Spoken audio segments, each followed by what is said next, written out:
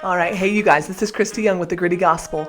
I wanted to show you a quick little video I made to respond to a friend of mine who asked me this question. She said, "Hey Christy, I have a friend who is interested in adoption. Would you give me information on fostering to adopt?" And here's what I said in response. I want to send you a video because I feel like you could forward this to your friend or to your neighbor. Foster care is not the best route for adoption, and that's my humble opinion after lots of years of working with foster care. So we went through DFACS, and then we were always willing to adopt. But the reality is, if you get into foster care, you've got to be willing to be an advocate for mothers and for reunification for kids. The only time that you will get to adopt is if a child is not able to be reunified with mom or dad. And so that can send a mama's heart and a daddy's heart who desires for adoption to happen into a tailspin when because you may see have two or three or four placements and never get to adopt, even if you are in the foster to adopt track, if you will, through DFACS.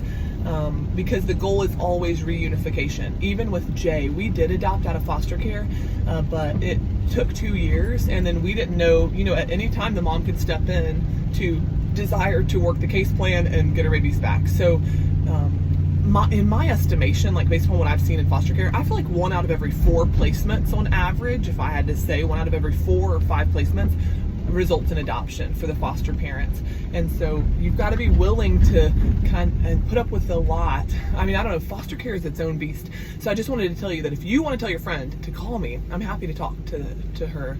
But if you really just want to if you're really aiming to adopt, I feel like the best way to do that is through Lifeline or through another one of these agencies that will,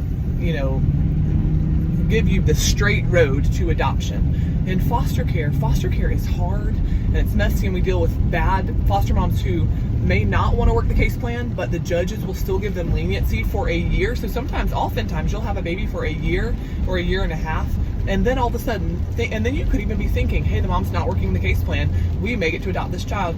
And then a year and a half in, the mom starts working the case plan and everything changes. I just feel like foster care really legitimately is a walk daily with the Lord, trusting Him with the outcome, and then aiming to be faithful to love on a child and to encourage the child's mom, to be an advocate for the child's mom, even despite the poor decisions they're making, trying to rally for them, help them, encourage them, give them advice, do anything that you can to build a relationship with that birth parent.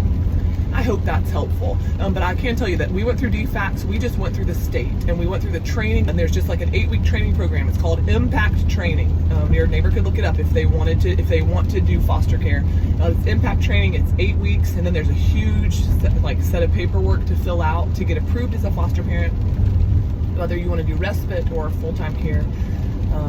Those would be the 2 options. And if your friend wants to call me, or if you have another question, let me know and I'll send you another video or a text, or I'm happy to talk on the phone. Okay. All right, you guys, I hope that's helpful for you if you're considering fostering or adoption. I hope that gives you a little bit more insight. See you next time.